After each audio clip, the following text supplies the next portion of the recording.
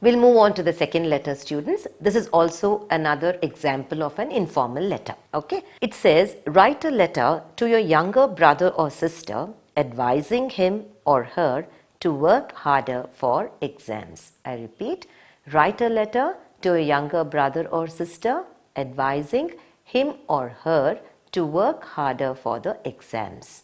Okay. So you have come to know that your younger brother or sister is not really studying hard, probably failing in some subjects, and so you're concerned about your younger brother's or younger sister's studies. So as an elder brother or as an elder sister, how are you going to advise your younger brother or your younger sister, telling him or her about the importance of working hard so that he or she can get a good percentage in the exam, right? Academics is very important, right? If you want to join a good college, you need to have a good percentage. Academics cannot take a back seat. No doubt, sports is important, students, but along with sports, it should also, you have to be able to balance the extracurricular activities. Supposing you're a good athlete or you're a good cricket player or a good kabaddi player, you cannot keep on, engaging yourself in sports at the cost of neglecting your studies. Only if you're capable of managing and balancing both your studies and your extracurricular activities, fine. Otherwise, you cannot make your academics take a back seat, right? So let's start. Now, this is also another example of an informal letter, right? I told you informal letter, you write to your friend, to your parents, to your grandparents, to any relations, or to your brothers and sisters, your siblings, right? So again, the same format. What is the format?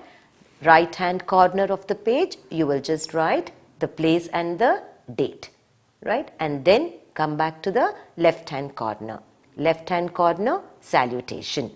Then after the salutation is the body of the letter. You have begun the letter in the right hand corner. So you have to end the letter also in the right hand corner. And that ending of the letter, what is a technical term that I have used, students? Subscription. S-U-B-S-C-R-I-P-T-I-O-N. Below the subscription would be your signature. And then again come back to the left hand corner and write the to address. Okay. So shall we write the from address in the right hand corner? Do you have a paper and pen with you, children? Come on, let's start. Let's write it together. Okay. So Bangalore, 6th November 2016.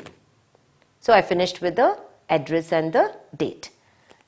Now I'm just writing as Bangalore because nowhere in the letter they have mentioned any address. If they have mentioned some address, then write what is mentioned, students. Alright? Don't get worried. If the address is mentioned or if the place in Bangalore is mentioned, then write whatever is the data that is given, the information that is supplied in the question. Otherwise, just write Bangalore and the date. Now we'll move on to the left hand corner of the page. So, salutation, right? What is salutation? You are greeting someone, okay? My dear, now, younger brother or younger sister. You shouldn't be writing, my dear younger brother or my dear younger sister. Doesn't it sound odd? Does it sound odd or not? It sounds a little strange, right? That younger brother as if he's some third person. That is how it is going to be if you write my dear younger brother or my dear younger sister. Instead, it would be better to write the name of your younger brother or write the name of your younger sister. So, my dear, let's put it as Abhinav. Anything you can write, my dear Abhinav, or you could write, if it is younger sister, maybe you could write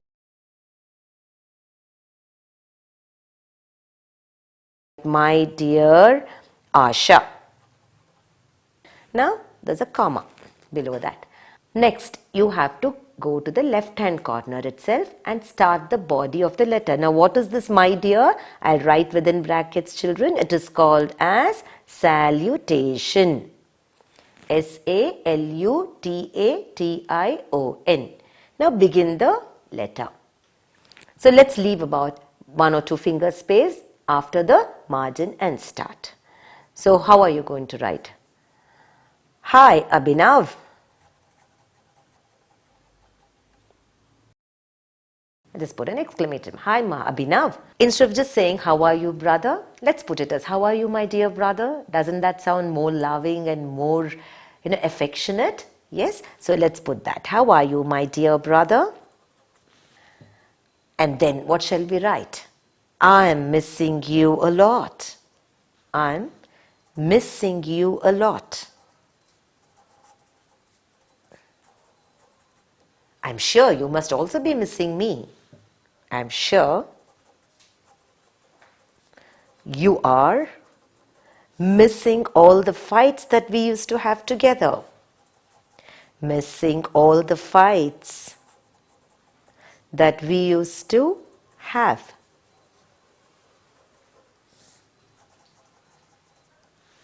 Okay, now coming back to the actual body of the letter. Okay, all this you have just written because you can't straight away start off with the body of the letter since it's a very personal letter. If it's if it's a formal letter, then you just stick to the point, that's all. Since it's an informal letter, a few exchanging of courtesies, we call this as, has to be done. That's why I've just written a few of these kind of sentences. So what did we say? Hi, Abhinav. How are you, my dear brother? I'm missing you a lot. I'm sure you're missing all the fights that we used to have.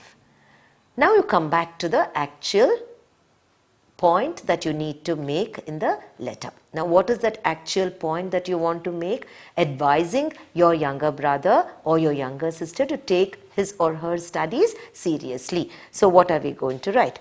I heard, let's put it in another paragraph. I heard that you have taken your studies very lightly. You have taken your studies very lightly. I heard you have taken your studies very lightly. I don't think you should be doing such a thing. I don't appreciate. I don't appreciate this at all. I don't appreciate this at all. You know, you are in your 10th standard. You have to be taking your studies very, very seriously. But instead, all of a sudden, you have decided to take your studies very lightly. Don't be overconfident. I know you are good in studies, but do not be overconfident. Okay? So I don't appreciate this at all. It is my sincere advice. It is my sincere advice. Now, I have written the spelling of advice as A-D-V-I-C-E. Did you notice that, students? Now, A-D-V-I-C-E, and you have one more spelling of advice, that is A-D-V-I-S-E. Now, when you say A-D-V-I-C-E, okay, when you use that spelling of the word, then you are referring to the noun. But if you are referring to a verb, that is, which denotes action, then it should be A-D-V-I-S-E. My sincere advice. So here it is acting like a noun, and that is why I have written it as A-D-V-I-C-E. Now if I want to use the word A-D-V-I-S-E, then how will I write? Okay, I would just write, I'm advising you. Okay, I'm advising you not to take your studies lightly. That time you write A-D-V-I-S-I-N-G. Since I've used it as a noun, I have spelt the word as A-D-V-I-C-E. Okay, it is my sincere advice that you take your studies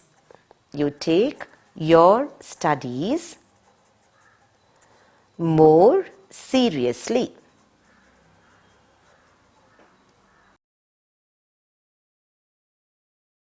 I do understand that you're very fond of playing cricket and engaging yourself in other kinds of outdoor activities, but please put a stop to some of these activities and devote more time to your studies. Okay, so shall we write that particular sentence? I do understand that you are fond of playing cricket cricket, and engaging yourself in other outdoor activities. What is the spelling of activities, students? A-C-T-I-V-I-T-I-E-S, and other outdoor activities. Please put a stop to all that. Put a stop to all that and devote more time to your studies. I hope you will act accordingly. You will act as per my instructions or as per my advice. Again, I have written A-D-V-I-C-E because I am using the noun form of this word. I hope you will act as per my advice. I want you to get a very good percentage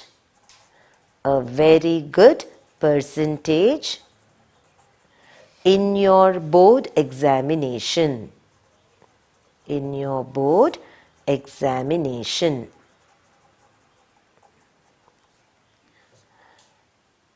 If you succeed, you will be making all of us very happy.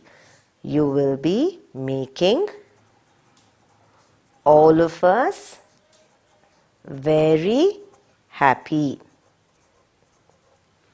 Bye. See you very soon. God be with you. God be with you. So I have finished with the body of the letter. Now I need to do the subscription. What is the subscription, students? I told you it is the closure of the letter. Now since you have written it to your younger brother or younger sister, you will be again, and you have begun the letter on the right hand corner of the page. Now you end it in the right hand corner of the page, right? So here you write yours lovingly. Put a comma and write your name. Okay. So you're not going to reveal your name anywhere. So since we have written XYZ for the first letter, let's now write ABC. Okay. ABC. And then go back to the left hand corner of the page. Now why do you need to go back to the left hand corner, children? That's because no letter will be delivered by any postman without the to address. And since it's an informal letter or a friendly letter or a personal letter, you need to write the to address at the very end of the letter. So if you want, what you could do, students, is you could put that within the box. Okay, it's like as if it's an envelope. Okay, and write here to, and then I have written it as Abhinav. So I will write the same to Abhinav. Okay, and then write number 483, first cross, Srinagar. Okay, and then Bangalore, whatever. So this is just what you are going to write. You're not going to write the proper address. I told you nobody is going to verify whether such a kind of address exists or not. Since it is compulsory that you need to write, you're just writing something as address. So with this, we have successfully completed 2 letter writings, and both of them have been informal or personal letters. Now we'll just have one example of a formal letter, and you shall see the difference in the format. There is a difference in the format. Please remember, for an informal letter, students, it is about 2.5 marks for your format and 2.5 marks for the body of the letter. Even for your formal letter, either it is 2.5 marks or 3 marks for the format and 2 marks for the body of the letter. Now shall we move on to the third example of a letter writing, and we are going to do the formal letter or the business letter, right?